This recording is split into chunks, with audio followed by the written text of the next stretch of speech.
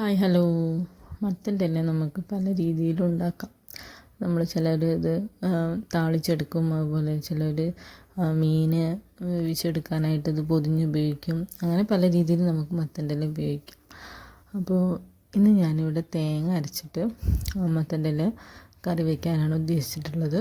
അപ്പോൾ അതിനായിട്ട് ഞാൻ അധികം മൂത്തതാണെങ്കിലും കുഴപ്പമൊന്നുമില്ല. നമ്മൾ തേങ്ങ അരച്ച് വയ്ക്കുമ്പോൾ വേവിച്ച് കഴിഞ്ഞാൽ കുഴപ്പമൊന്നും ഉണ്ടാവില്ല. പക്ഷെ ഞാനിവിടെ എടുത്തിട്ടുള്ളത് അല്ലാതെ മൂക്കാത്ത നമ്മുടെ മത്തൻ്റെ ഇലയാണ്. അതുപോലെ നന്നായിട്ട് കഴുകിയെടുക്കണം. വെള്ളത്തിൽ കുറച്ച് നേരം ഇട്ട് വെച്ചതിന് ശേഷം നന്നായിട്ടത് കഴുകിയെടുക്കാം.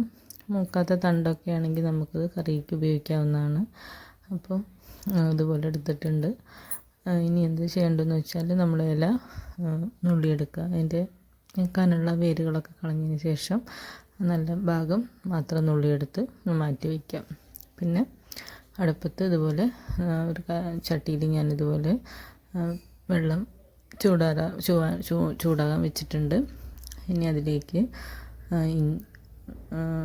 ചെറിയ ഉള്ളി, അതുപോലെ തന്നെ പച്ചമുളക് ചതച്ചിട്ട് നമുക്ക് വേണമെങ്കിൽ മിക്സിയിൽ നമുക്കൊന്ന് അടിച്ചെടുത്താലും മതി. അത് ചേർത്ത് കൊടുക്കുക. അതുപോലെ തന്നെ കുറച്ച് മഞ്ഞൾപ്പൊടിയും ചേർത്ത് കൊടുക്കുക.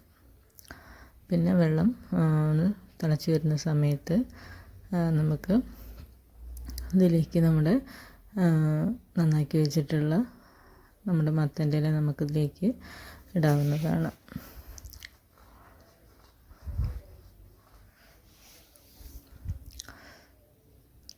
പിന്നെ നമുക്ക് ആവശ്യമായിട്ടുള്ള ഉപ്പും ഇതിലേക്ക് ചേർത്ത് കൊടുക്കുക. നന്നായിട്ടൊന്ന് ഇളക്കി കൊടുത്തതിന് ശേഷം അടച്ചു വെച്ച് വേവിക്കുക.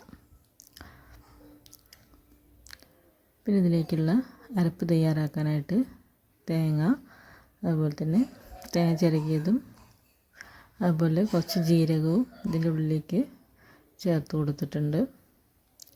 അത് നന്നായിട്ടൊന്ന് അരച്ചെടുക്കുക. പിന്നെ നമ്മുടെ മത്തൻ ഇടയ്ക്കൊന്ന് തുറന്ന് നോക്കുക. അത് നന്നായിട്ട് വെന്ത് വരുന്ന സമയത്ത് നമുക്ക് നമ്മുടെ അരച്ച് വെച്ചിട്ടുള്ള തേങ്ങ ഇതിലേക്ക് ഒഴിച്ചു കൊടുക്കാം.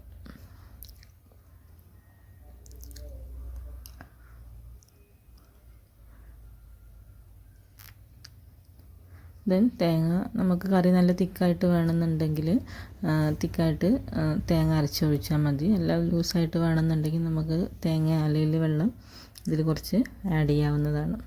പിന്നെ വാങ്ങാൻ നേരത്ത്, അതായത് വെന്തതിന് ശേഷം നമ്മൾ തീ എടുത്ത് നമ്മൾ അടുപ്പത്ത് നിന്ന് വാങ്ങാൻ നേരത്ത് ഇതിലേക്ക് കുറച്ച് പച്ച വെളിച്ചെണ്ണ ഒഴിച്ചു കൊടുക്കുക. അപ്പോൾ വീഡിയോ ഇഷ്ടമായെങ്കിൽ എല്ലാവരും ഇത് ട്രൈ ചെയ്ത് നോക്കുക. ലൈക്ക് ചെയ്യുക, സബ്സ്ക്രൈബ് ചെയ്യുക, സപ്പോർട്ട് ചെയ്യുക. Thank you.